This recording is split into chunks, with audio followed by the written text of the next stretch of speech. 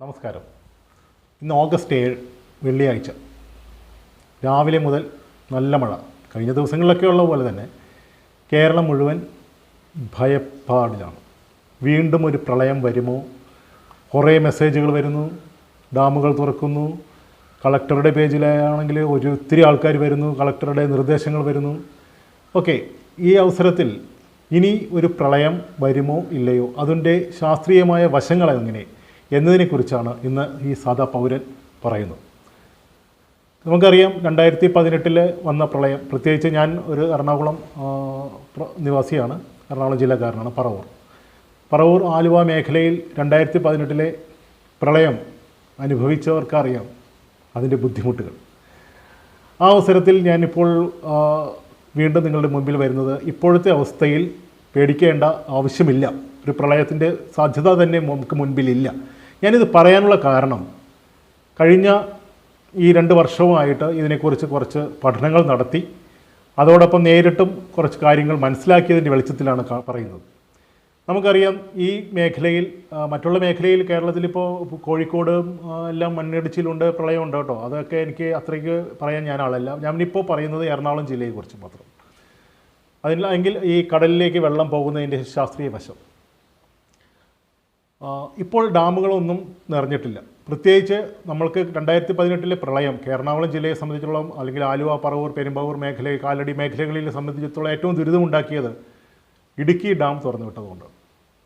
ആ ഇടുക്കി ഡാം തുറന്നുവിട്ടു. ഒപ്പം ഇടമലയാർ, ഭൂതത്താൻകെട്ട് എല്ലാ ഡാമുകളോടും ഒന്നിച്ചു വന്നു.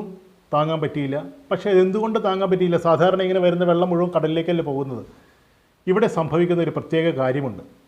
പ്രത്യേകിച്ച് അത് മനസ്സിലാക്കിയത് ചില ആൾക്കാരുണ്ടായിരുന്നു, പഴമക്കാർ, അതായത് കടലുമായിട്ട് അടുത്തറിയുന്നവർ. ഈ കടലിൽ അല്ലെങ്കിൽ വെള്ളത്തിൽ ഉപജീവനം, മീൻ പിടിച്ചെല്ലാം ഉപജീവനം നടത്തുന്നവർക്ക് അറിയാം കടലിൻ്റെ ഓരോ സ്പന്ദനവും.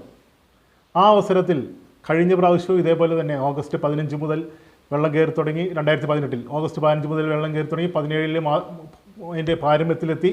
19-ാം തീയതി 20-ാം തീയതി ആയപ്പോഴേക്കും വെള്ളം വലിഞ്ഞു പോയി. അതെന്തുകൊണ്ടാണ്? കാരണം അന്നും ഇതുപോലെ മുന്നറിയിപ്പ് നൽകിയ ചില ആൾക്കാരുണ്ടായിരുന്നു ഞങ്ങളുടെ നാട്ടിൽ. എല്ലാവരും, ഞാനും ഉൾപ്പെടെ എല്ലാവരും കളിയാക്കി. കടലിങ്ങനെ വെള്ളം എടുക്കില്ല എന്ന് പറഞ്ഞപ്പോൾ കടലെന്താ ബ്ലോക്ക് ചെയ്ത് വെച്ചിരിക്കുകയാണെന്ന് ചോദിക്കും. ഇതിൻ്റെ ശാസ്ത്രീയമായ വശം എന്താണെന്ന് വെച്ചാൽ, ഈ വാവ് എന്നുള്ള സംഭവമുണ്ട്. 2 വാവുകളുണ്ട്. ഇതിന് ശേഷം അതിൻ്റെ നടുക്കുള്ള ദിവസം ഈ വേലിയേറ്റവും വേലിയിറക്കവും എന്ന് പറയുന്ന സംഭവം ഉണ്ടാവില്ല. അതായത് അത് സ്റ്റാഗ്നൻ്റ് ആയിരിക്കും, സ്ഥിരമായിരിക്കും. നമ്മൾ പുഴയിൽ പോയി നോക്കിയാൽ അറിയാം, വെള്ളത്തിൻ്റെ ഒഴുക്കുണ്ടാവും. വേലിയേറ്റം ഉണ്ടെങ്കിൽ കുറച്ച് കഴിയുമ്പോൾ തിരിച്ച് വേലിയിറക്കം ഉണ്ടാവും. ഈ ദിവസങ്ങളിൽ അതുണ്ടാവില്ല, വളരെ കുറവായിരിക്കും. കടലിലേക്ക് വെള്ളം എടുക്കുന്നത് വളരെ കുറവായിരിക്കും. അതുകൊണ്ടാണ് അന്ന് പറഞ്ഞത് കടലിലേക്ക് വെള്ളം എടുക്കില്ല എന്ന്. അപ്പോൾ ഞാനിതിനെ കുറിച്ച് അന്വേഷിച്ചതിൻ്റെ വെളിച്ചത്തിൽ നിങ്ങളുമായിട്ട് കുറച്ച് കാര്യങ്ങൾ പങ്കുവയ്ക്കുന്നത് വെച്ചാൽ, ഈ 8-ാം തീയതി, നാളെ ശനിയാഴ്ച പഞ്ചമി എന്നുള്ള ദിവസമാണ്. അത് കഴിഞ്ഞ് 4-5 ദിവസം കഴിയുമ്പോൾ അഷ്ടമി എന്നുള്ള ദിവസം വരും. ഈ ദിവസങ്ങളിൽ, പഞ്ചമിക്കും അഷ്ടമിക്കും ഇടയിലുള്ള ദിവസങ്ങളിൽ ഈ കടലിലേക്കുള്ള വെള്ളം എടുക്കുന്നതും അതേപോലെ കടലിൽ വെള്ളം കയറുന്നതും വളരെ കുറവ്, ഇല്ല എന്ന് തന്നെ പറയാം. അതായത് വെള്ളം ടാങ്കിൽ വെള്ളം നിൽക്കുന്നത് പോലെ നിൽക്കും.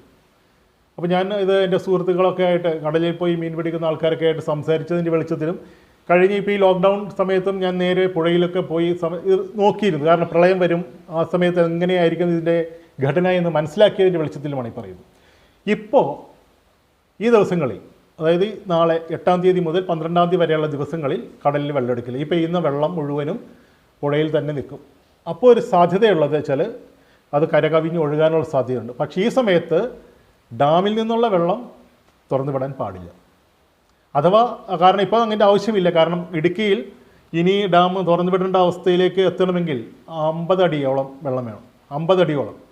കഴിഞ്ഞ 3 ദിവസങ്ങളുമായിട്ട് ശക്തമായ മഴ പെയ്യുന്ന ഇടുക്കിയിൽ ഒരു ദിവസം 3 അടിയിൽ കൂടുതൽ വെള്ളം വന്നിട്ടില്ല. അങ്ങനെയാണെങ്കിൽ പോലും ഇനി തുടർച്ചയായി 10-12 ദിവസം ഇതേപോലെ തന്നെ മഴ പെയ്താൽ മാത്രമേ ഇടുക്കി തുറന്നു വിടേണ്ട സാഹചര്യമുള്ളൂ. അതേപോലെ ഇടമലയാറിലാണെങ്കിലും ഇനിയും 10 മീറ്ററോളം, അടിയല്ല 10 മീറ്ററോളം ഇടമലയാറിൽ നിറയേണ്ടതുണ്ട്. ഇപ്പോൾ തുറന്നു വിട്ടിരിക്കുന്നത് മലങ്കരയും ഭൂതത്താൻകെട്ട് ഷട്ടറുകളുമാണ്. അപ്പോൾ വളരെ അത്യാവശ്യ സാഹചര്യം ഇല്ലെങ്കിൽ ദയവ് ചെയ്ത് ഈ ദിവസങ്ങൾ, അതായത് നാളെ മുതൽ ഇനിയുള്ള ഒരു 3-4 ദിവസം ഈ ഡാമിൽ നിന്നുള്ള വെള്ളം സ്റ്റോപ്പ് ചെയ്യുക.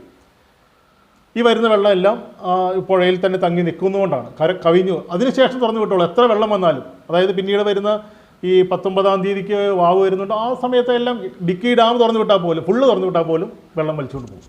ഈ ഒരു അനുഭവം ഉള്ളത് കൊണ്ടും നിങ്ങൾക്ക് അത് വേണമെങ്കിൽ ഞാൻ പറയുന്നില്ലെങ്കിൽ നിങ്ങൾക്ക് ഇതുപോലെ ആൾക്കാരുടെ അടുത്ത് ചോദിച്ചു നോക്കാം.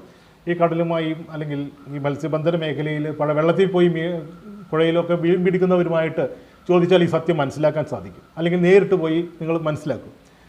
അപ്പോൾ ഈ പ്രത്യേകിച്ച് ഇപ്പോഴത്തെ ഒരു സാഹചര്യത്തിൽ ഈ എറണാകുളം ജില്ലയിൽ ഒരു പ്രളയബാധിത പ്രദേശമല്ല, ഒരു ഭീഷണിയില്ല.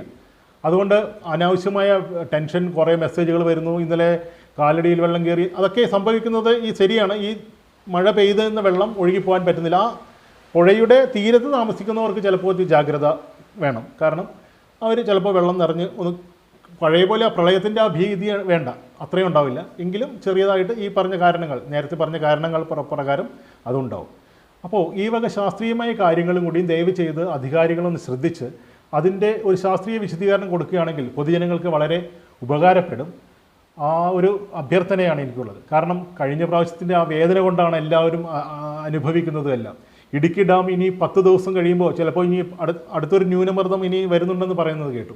ചിലപ്പോൾ ശരിയായിരിക്കും, വരികയാണെങ്കിൽ പോലും ഈ പറഞ്ഞ ദിവസങ്ങൾ, ആ പഞ്ചമി തുടങ്ങി അഷ്ടമി വരെയുള്ള ദിവസങ്ങൾ, അത് എനിക്ക് അത്ര ശാസ്ത്രീയ, പക്ഷെ ഞാൻ അനുഭവിച്ച കാര്യമാണ്, അറിഞ്ഞ കാര്യമാണ്. ഈ ദിവസങ്ങളിൽ കടൽ വെള്ളം എടുക്കില്ല. അതായത് ഈ പഞ്ചമി തുടങ്ങി 5 ദിവസങ്ങളിൽ ഡാം തുറന്നിട്ട് ഇങ്ങോട്ട് വരുന്ന വെള്ളം കൺട്രോൾ ചെയ്യുക. അത് കഴിഞ്ഞിട്ട് തുറന്നു വിട്ടു. അല്ലെങ്കിൽ ഈ ദിവസങ്ങളിൽ ഡാം നിറയാൻ സാധ്യതയുണ്ടെങ്കിൽ അതിന് മുമ്പേ തുറന്നു വിടുക. ഇതേപോലെയുള്ള ഒരു പ്ലാനിങ് ഉണ്ടെങ്കിൽ നമുക്ക് ഈ പ്രളയം ഒരു പ്രശ്നമല്ല, പ്രളയം വരില്ല. പ്രളയം വരികയാണെങ്കിൽ പ്രത്യേകിച്ച് ഇടുക്കി തുറക്കണം. കഴിഞ്ഞ പ്രാവശ്യം പറഞ്ഞത് എന്താണ്? Idukki it's a huge dam. KCB chairman പറഞ്ഞ വാക്കുകൾ ഇന്നും എൻ്റെ മനസ്സിൽ കിടക്കുകയാണ്. It's a huge dam, you can't imagine that എന്നൊക്കെ പറഞ്ഞു. അവസാനം കാര്യത്തോടെ അടുത്തപ്പോൾ ഒറ്റ തുറക്കൽ. ഇടുക്കി തുറന്നുകൊണ്ട് മാത്രം പ്രശ്നം ഉണ്ടാവില്ലായിരുന്നു. തമിഴ്നാടും തുറന്നു, മുല്ലപ്പെരിയാർ, അവൻ ഒറ്റയടിക്ക് 14 ഷട്ടറുകൾ തുറന്നു. അത് ഇവർ പ്രതീക്ഷിച്ചില്ല. അങ്ങനെയുള്ള കുറേ മണ്ടത്തരങ്ങളൊക്കെ പറ്റി, അതൊക്കെ കഴിഞ്ഞത് പോയി. പക്ഷേ ഇനി നമുക്ക് മനസ്സിലാക്കേണ്ടത് ഡാമിൽ തുറന്നു വിടേണ്ട സാഹചര്യങ്ങളുണ്ട്. ഈ ഡാം തുറന്നു വിടണമെങ്കിൽ, അതായത് ഡാം ഇപ്പോൾ ഇടുക്കി തുറന്നു വിട്ടാൽ ഉദ്ദേശം ഒരു 8-10 മണിക്കൂറാണ് ഈ എറണാകുളം, പറവൂർ, ഈ ആലുവ മേഖലകളിൽ എത്തുന്നത്.